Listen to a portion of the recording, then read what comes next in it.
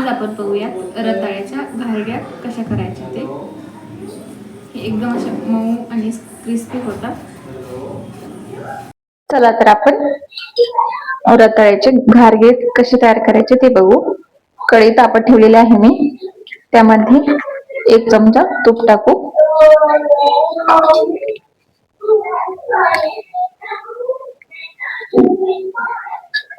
इथं मी उकडून मॅश केलेले रताळे घेतलेले आहेत.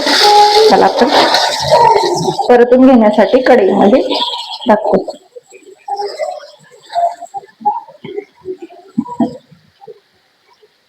हे घारगे केल्यानंतर 4 ते 5 दिवस आरामात चांगले राहू शकतात. त्यामध्ये आपण गूळ घालूया आणि हे चांगलं 5 मिनिट आपण चांगलं ह्याला परतून घेऊया.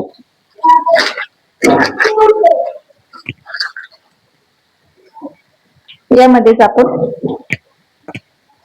विलायचीची पूड केलेली आहे ती पण टाकूया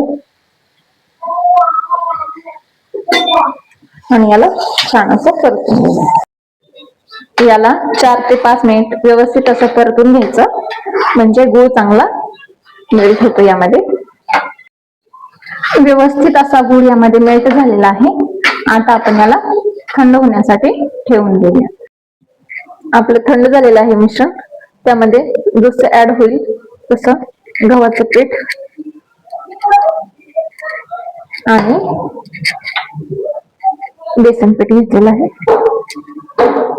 ऍड होईल तसं पाणी न घालता याला अजून गव्हाचं पीठ लागत आहे. आपण याला गव्हाचं पीठ टाकून पाणी न घालता व्यवस्थित हे पीठ मळून घेऊया. पीठ आपलं व्यवस्थित असं मळलेलं आहे. आता आपण याचे बारीक बारीक गोळे करून लाटून घेऊया. थोडस पीठ लावून याला असं लाटून घ्यायचं. शक्यतो थोडं जाडसरच लाटून घ्यायचं, म्हणजे टम फुगली जाते आपली पुरी.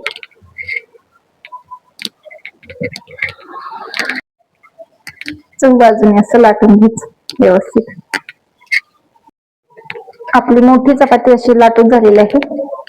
आता आपण याला ग्लासने आपण याचे छोटे छोटे व्यवस्थित असे काढून घेऊयात, म्हणजे एकसारखे आपले घारगे दिसतील. याला घारे किंवा घारगे सुद्धा म्हणतात.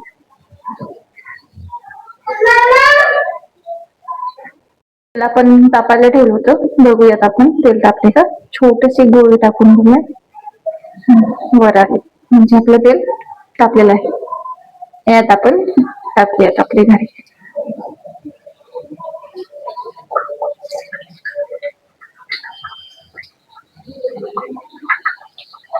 मीडियम गॅस ठेवायचा, म्हणजे व्यवस्थित तळले जातात.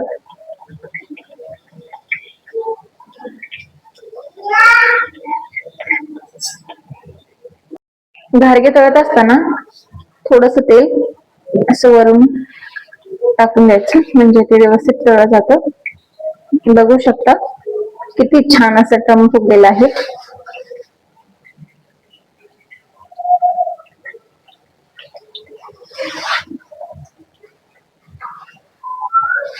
मीडियम गॅसवरच शक्यतो तळायचं, म्हणजे व्यवस्थित मध्येपर्यंत तळलं जातं ते.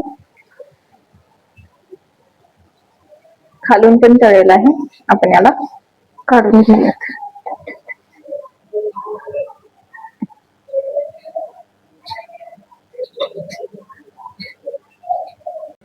अशा पद्धतीने आपल्या घारग्या तयार आहेत. तुम्ही याला घाऱ्या सुद्धा म्हणू शकता. व्हिडिओ आवडल्यास लाईक करा, शेअर करा, सबस्क्राईब करा. धन्यवाद.